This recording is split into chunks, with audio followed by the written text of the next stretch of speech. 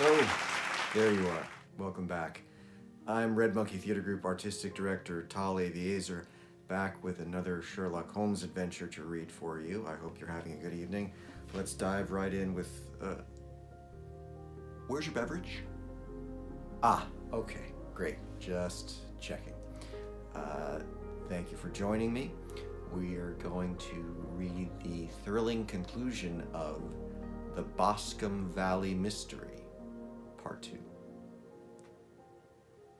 It was late before Sherlock Holmes returned. He came back alone, for Lestrade was staying in lodgings in the town. "The glass still keeps very high," he remarked as he sat down. It is of importance that it should not rain before we are able to go over the ground. On the other hand, a man should be at his very best and keenest for such nice work as that, and I did not wish to do it when fagged by a long journey. I have seen young McCarthy. What did you learn from him? Nothing. Could he throw no light? None at all.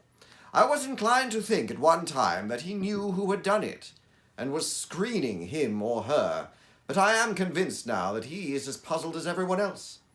He is not very quick-witted youth, although comely to look at, and I should think sound at heart. I cannot admire his taste, I remarked, if it is indeed a fact that he was averse to a marriage with so charming a young lady as this Miss Turner.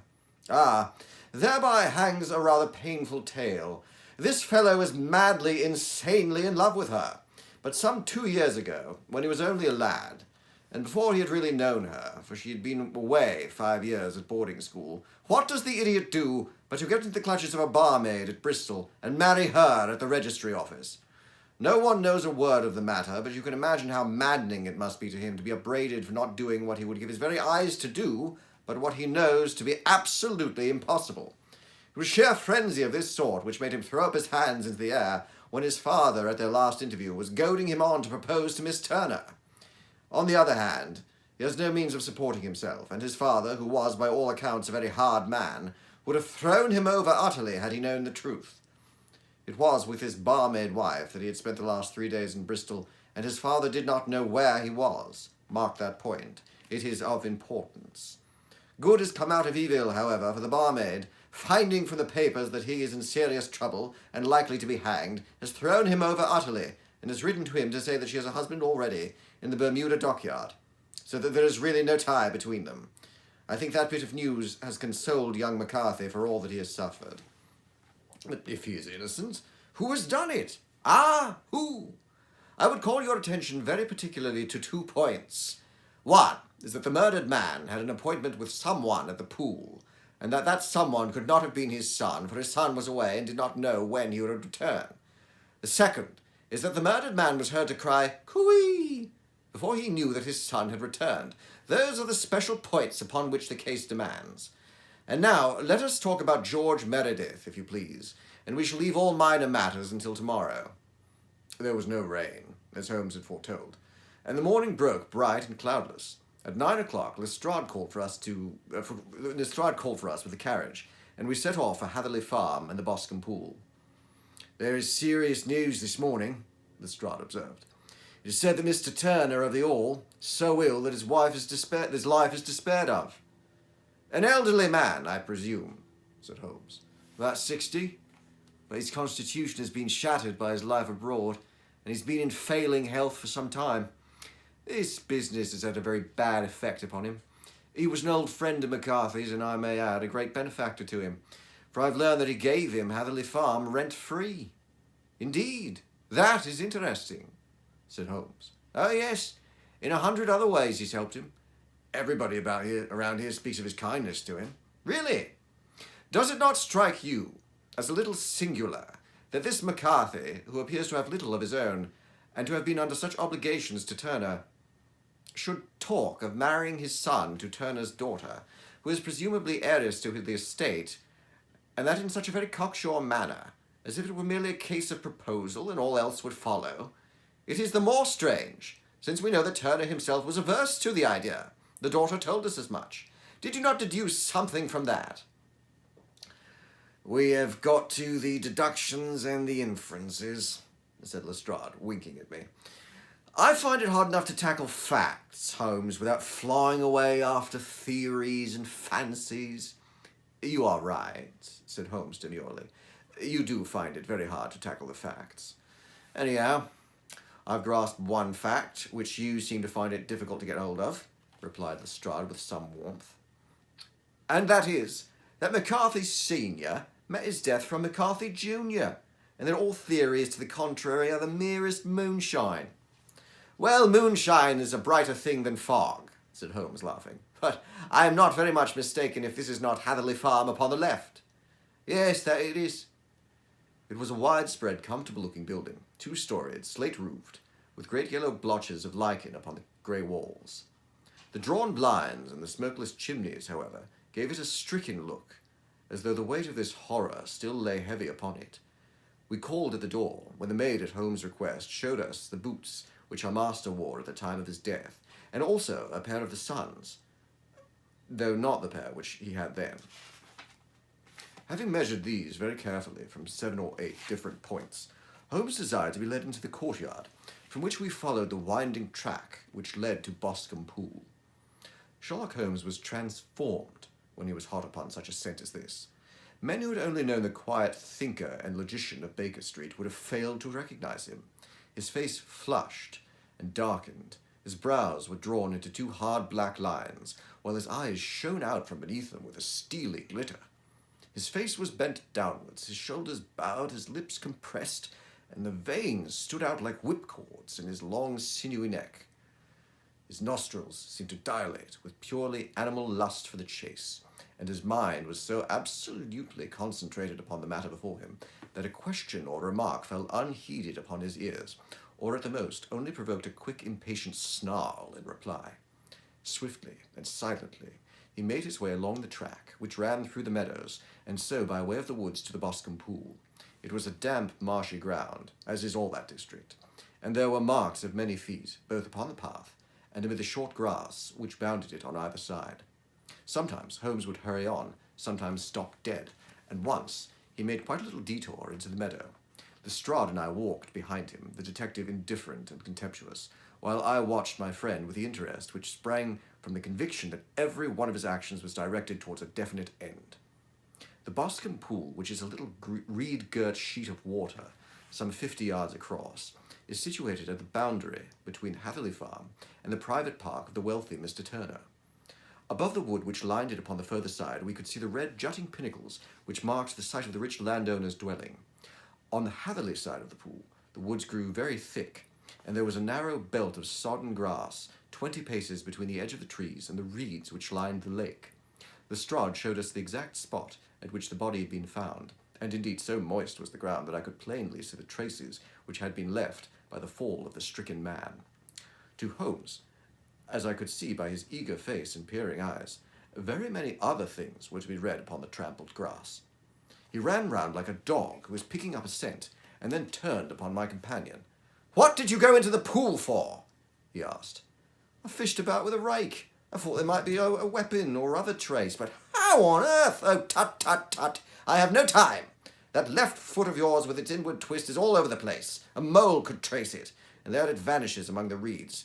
Oh, how simple it would have been had I been here before they came like a herd of buffalo and wallowed all over it. Here is where the party with the lodge-keeper came, and they have covered all tracks for 6 or 8 feet round the body. But here are 3 separate tracks of the same feet."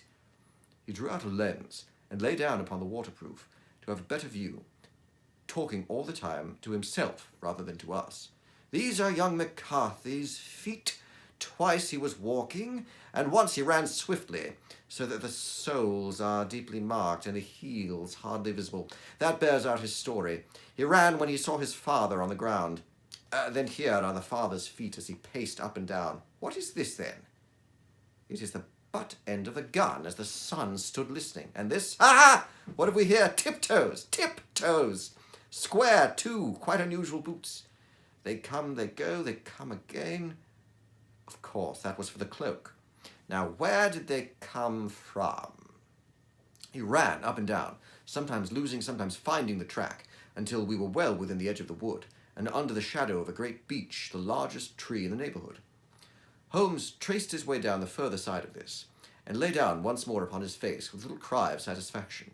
For a long time he remained there, turning over the leaves and dried sticks, gathering up what seemed to me to be dust into an envelope, and examining with his lens not only the ground, but even the bark of the tree as far as he could reach. A jagged stone was lying among the moss, and this he carefully examined and retained. Then he followed a pathway through the wood until he came to a high road, where all tracks were lost. "It has been a case of considerable interest," he remarked, returning to his natural manner. "I fancy that this grey house on the right must be the lodge. I think I will go in and have a word with Moran, and perhaps write a little note. Having done that, we may drive back to our luncheon. You may walk to the cab, and I shall be with you presently." It was about 10 minutes before we regained our cab and drove it back to Ross, Holmes still carrying with him the stone which he had picked up in the wood. "This may interest you, Lestrade," he remarked, holding it out. "The murderer was done with it." "I see no marks." "There are none." "How do you know, then?" "The grass was growing under it. It had only lain there a few days. There is no sign of a place whence it had been taken. It corresponds with the injuries. There is no sign of any other weapon." "And the murderer?" "It is a tall man, left-handed, limps with the right leg, wears thick-soled shooting boots and a grey cloak, smokes Indian cigars, uses a cigar holder, and carries a blunt penknife in his pocket. There are several other indications, but these may be enough to aid us in our search." Lestrade laughed. "I'm afraid that I'm still a skeptic," he said. "Theories are all very well, but we have to deal with a hard-headed British jury." "Venance," answered Holmes calmly. "You work with your own method, and I shall work mine. I shall be busy this afternoon, and shall probably return to London by the evening train." "Leave your case unfinished?" "No, finished." "But the mystery? It is solved." "Who is the criminal, then?" "The gentleman I describe." "But who is he?" "Surely it would not be difficult to find out. This is not such a populous neighbourhood." Lestrade shrugged his shoulders. "I am a practical man," he said, "and I really cannot undertake to go about the country looking for a left-handed gentleman with a game leg. I should become the laughing-stock of Scotland Yard." "All right," said Holmes quietly. "I have given you the chance. Here are your lodgings. Goodbye. I shall drop you a line before I leave." Having left Lestrade at his rooms, we drove to our hotel, where we found lunch upon the table. Holmes was silent and buried in thought, with a pained expression upon his face, as one who finds himself in a perplexing situation. "Look here, Watson," he said, when the cloth was cleared. "Just sit down in this chair, and let me preach to you for a little. I don't quite know what to do, and I should value your advice. Light a cigar, and let me expound." "Pray do so." "Well, now, in considering this case, there are 2 points about young McCarthy's narrative which struck us both instantly, although they impressed me in his favour and you against him. One was the fact that his father should, according to his account, cry "Cooey" before seeing him. The other was his singular dying reference to a rat. He mumbled several words, you understand, but that was all that caught the son's ear. Now, from this double point, our research must commence, and we will begin by presuming that what the lad said is absolutely true. What of this Cooey, then? Well, obviously, it could not have been meant for the son. The son, as far as he knew, was in Bristol. It was a mere chance that he was within earshot. The Cooey was meant to attract the attention of whoever it was that he had the appointment with. But Cooey is a distinctly Australian cry, and one which is used between Australians. There is a strong presumption that the person whom McCarthy expected to meet him at Boscombe Pool was someone who had been in Australia.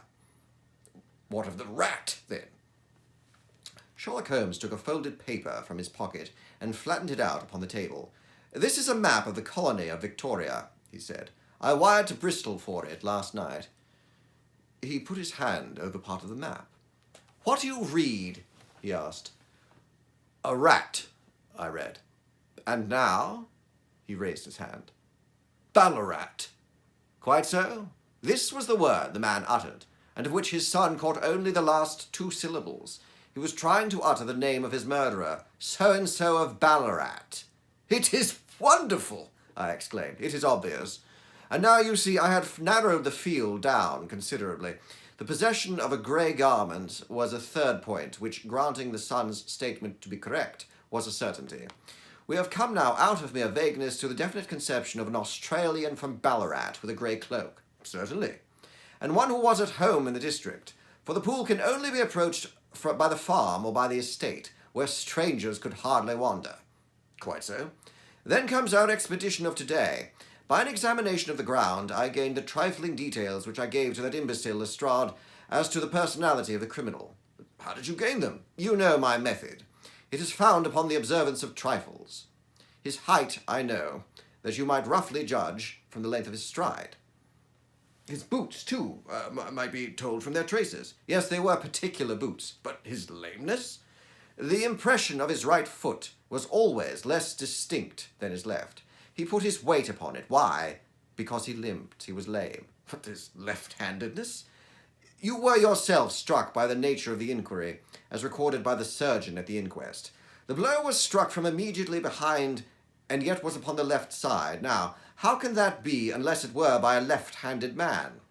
He stood behind that tree during the interview between father and son. He had even smoked there. I found the ash of a cigar, which my special knowledge of tobacco ashes enabled me to pronounce as an Indian cigar. I have, as you know, devoted some little attention to this and written a little monograph on the ashes of 140 different varieties of pipe, cigar, and cigarette tobacco. Having found the ash, I then looked round and discovered the stump among the moss where he had tossed it. It was an Indian cigar, of the variety which are rolled in Rotterdam. And the cigar holder? I could see that the end had not been in his mouth, therefore he used a holder. The tip had been cut off, not bitten off, but the cut was not a clean one.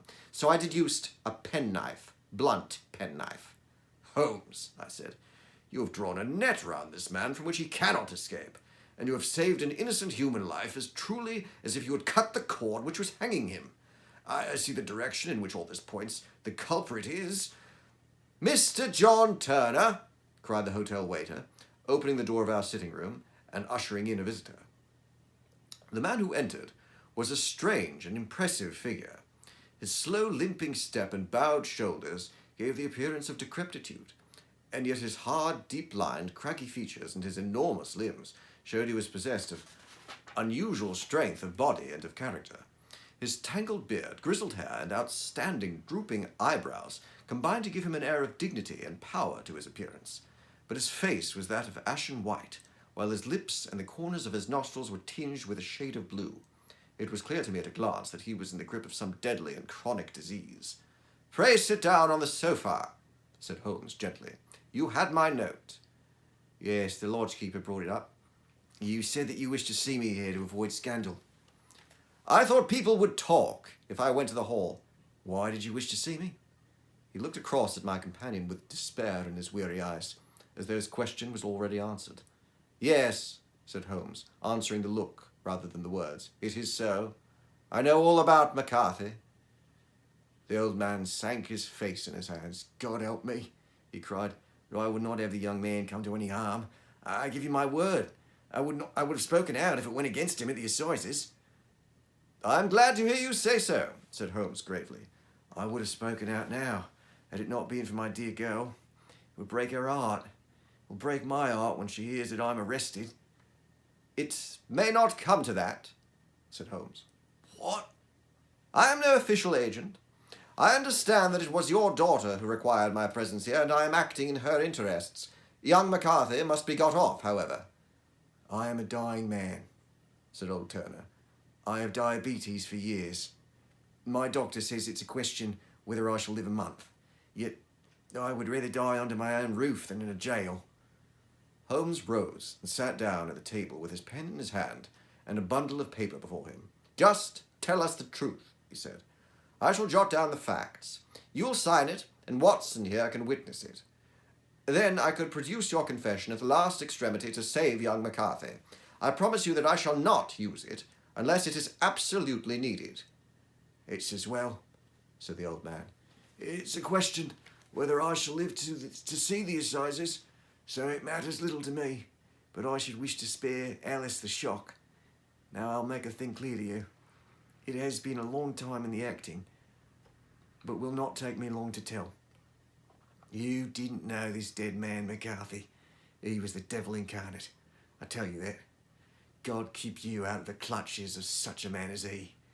His grip has been upon me these 20 years, and he's blasted my life. I'll tell you first how I came to be in his power. was in the early 60s at the diggings. I was a young chap then, hot-blooded and reckless, ready to turn my hand to anything. I got among bad companions, took to drink, no luck with my claim, took to the bush, and in a word, became what you would call over here a highway robber.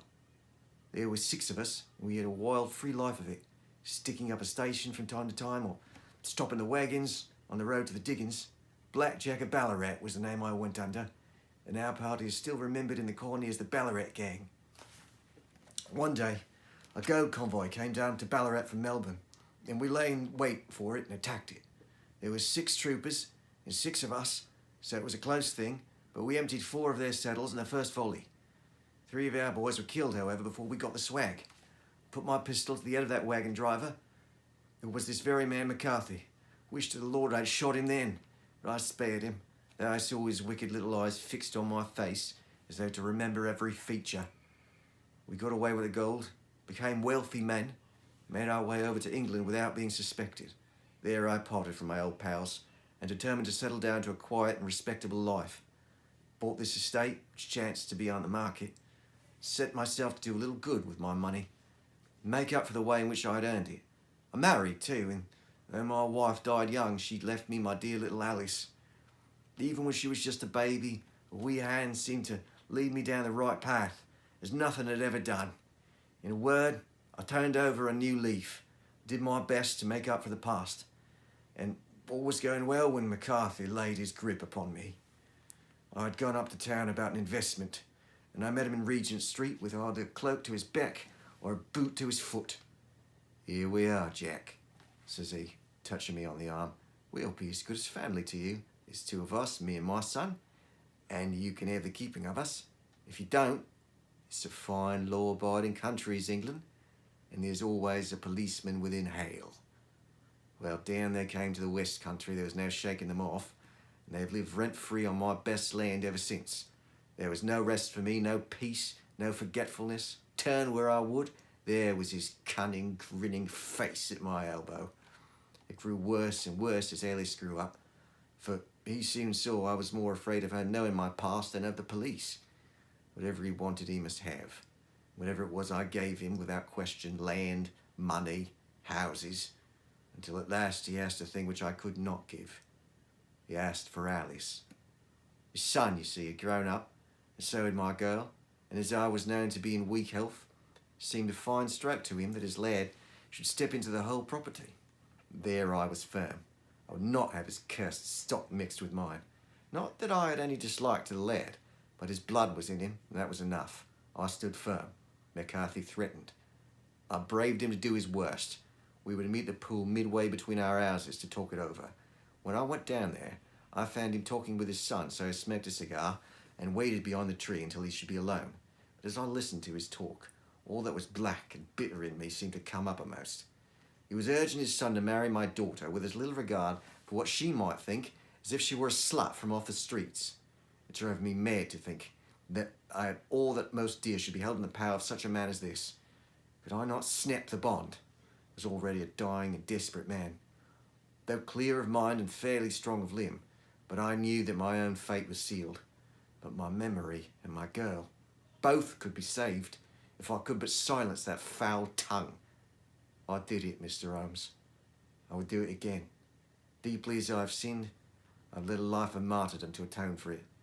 But that my girl should be entangled in the same meshes which held me was more than I could suffer. I struck him down with no more compunction than if he had been some foul and venomous beast. His cry brought back his son, but I had gained the cover of the wood, though I was forced to go back to fetch my cloak, which I had dropped in my flight. That is the true story, gentlemen, of all that occurred. Well, it is not for me to judge you, said Holmes, as the old man signed a statement which had been drawn out.